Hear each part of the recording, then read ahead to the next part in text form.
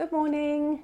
It's now second week of January and I haven't made a video for ages because, to be quite honest, it was all electrics and there's only so much you can say about electrics. Really important job obviously, but not the most interesting to talk about. However, just before Christmas we turned a corner and H finished the bulk of the electrics, and it's probably the longest job that we're going to have to do because it has to be done so carefully. I had to keep out of the way so that I wasn't hurrying him on. And I'll show you that in a minute, everything that we've done. But for now, we're starting to panel out, which is exciting. H has cut all the boards to go up on the ceiling, and I'm going to give them a quick coat of primer today, and before I go home today, they're all going to be up. So this gives you an idea of the amount of wiring that's been done. It's like a cat's cradle in here at the moment. But now we're going to be covering that all up with plywood. Lots of writing to indicate where everything's going. And H has had to make a schematic of all this, which he's been doing in the evenings, so that he's got everything written down on the computer and he knows where everything is. And he's also been putting these slide-on numbers onto each and every piece of wiring in here. So if ever we have to come back to it, we know exactly where and what everything is.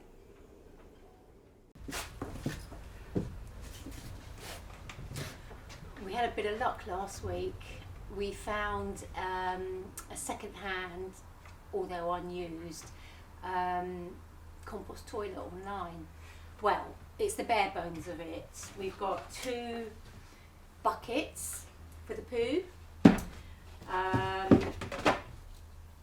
big bottle for urine with a carrying basket on it, and a wooden loo seat, although I might change it for a glitter one later, I'm not sure, and the important diverter. And we got the lot for 75 quid, so it wasn't too bad really. I mean, it's just plastic bottles really, isn't it, and this, but I suppose you're paying for research and development, but we're really pleased, so great.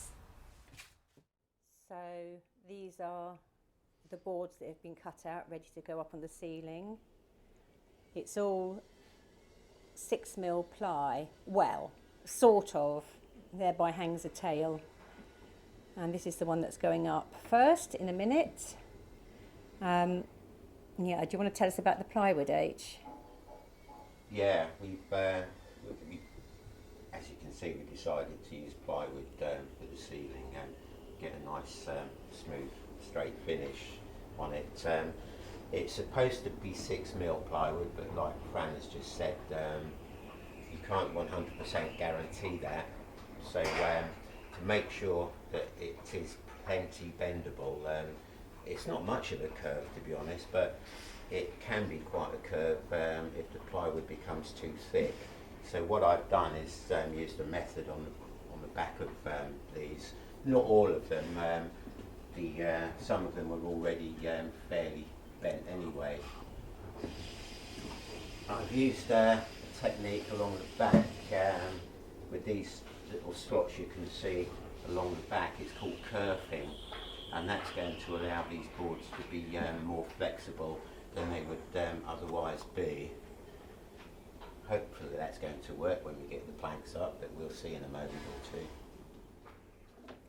What we found with the plywood is that we wanted 6mm, so you go to the builder's merchant and ask for 6mm ply, but it actually comes in imperial, so they give you the nearest size, and one sheet one day might be 5.5mm, and the sheet the next day might be 6.25mm, and if you want them all to run in a straight line, you've got to be aware that as with a lot of things in this country, we've still got the imperial and the metric working together.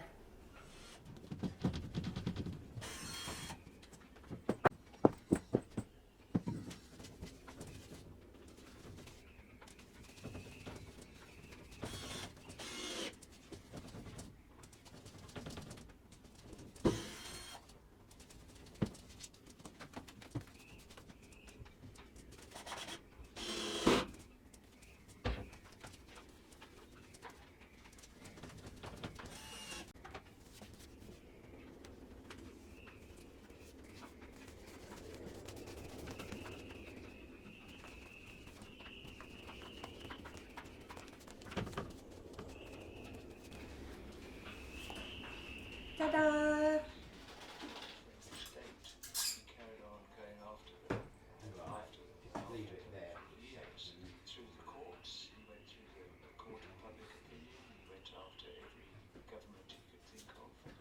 The first time we started putting these boards up, I stood on a box and held them up with my head, and H screwed them in, which was a rubbish system actually. So now we put a bar across from one side of the boat to the other, which you can just see in the background.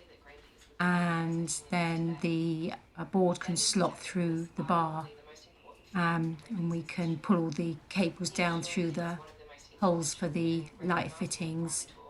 And then it's just a question of holding it steady until Henry puts the screws in.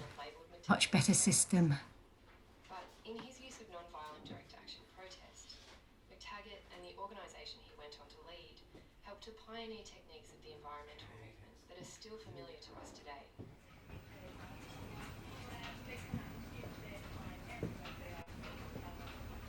And that's it. The boards are all up on the ceiling. The wires are all pulled through the light holes. And we're just about ready to get on to the next stage.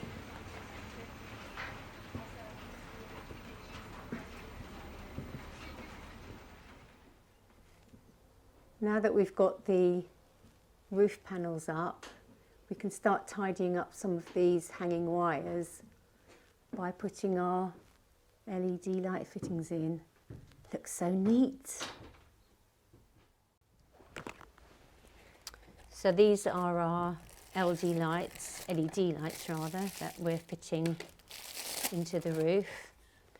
But unfortunately we have to adapt them all because the fitting that's come on the cable with them is not really, I don't know, it comes apart too easily, and we're just worried that with the jiggling and the vibration of the boat we're going to lose power. So we're adapting each one with these Wago clips which clamp onto the wire and hold it in place.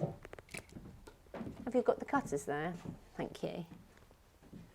So I'm having to cut each end off and strip the wire.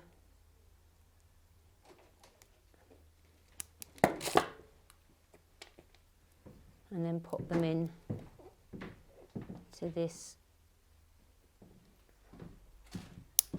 and then it holds it really tight in place. Much better idea on a moving boat, I think.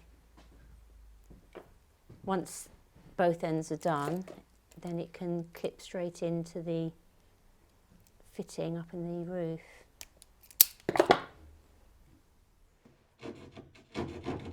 Of course, nothing's ever simple, and each light hole had to have a bit cut for the flange of the light so it fitted properly.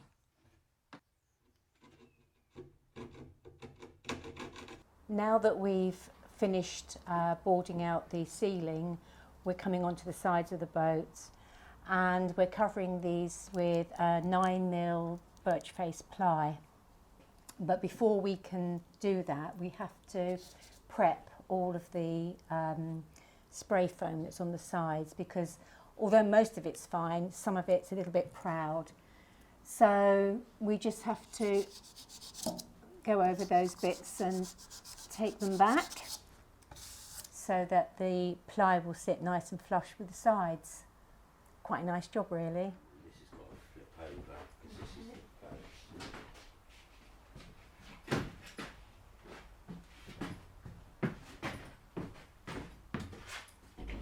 Lift it, lift it, lift.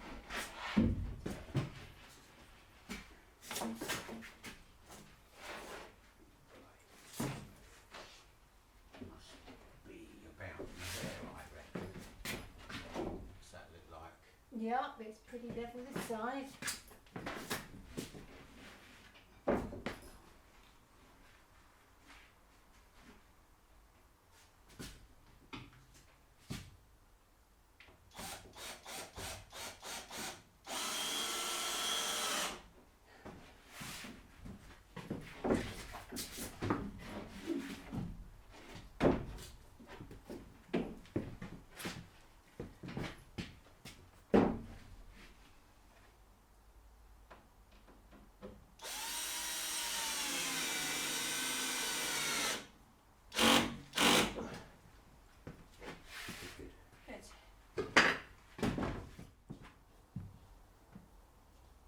Once the board is up, before we attach it to the wall, I need to make some holes to put the screws into.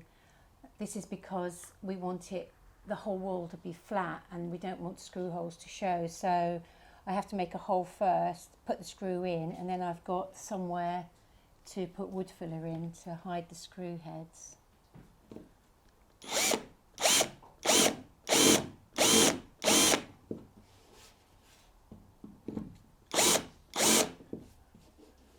There we are, that should do it.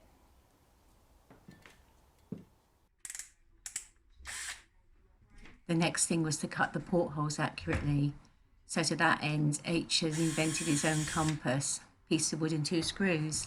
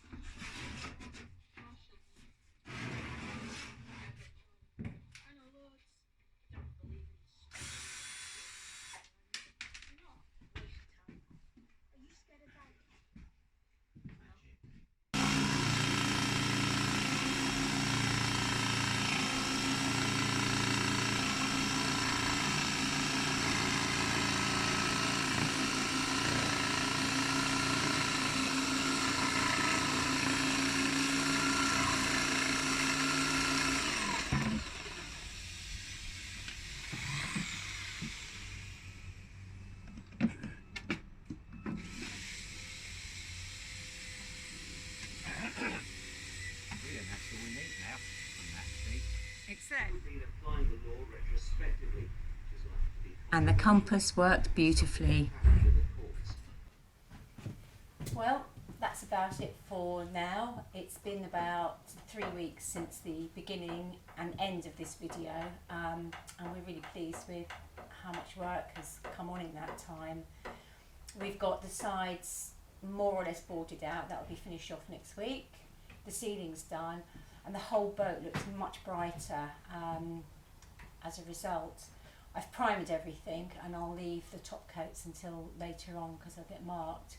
One thing though, I did an experiment with various primers, and I bought the very expensive Dulux for the left hand side of the boat, well, as I'm facing this way, which went on. It was thick, it covered really well, and it was £35 for a tin that size.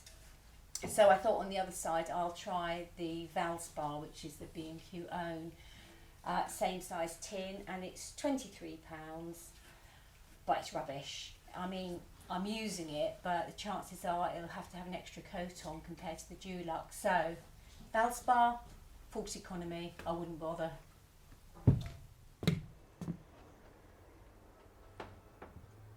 And so, as you can see, it's starting to look more like a boat inside. All the yellow spray foam is disappearing and it's much brighter.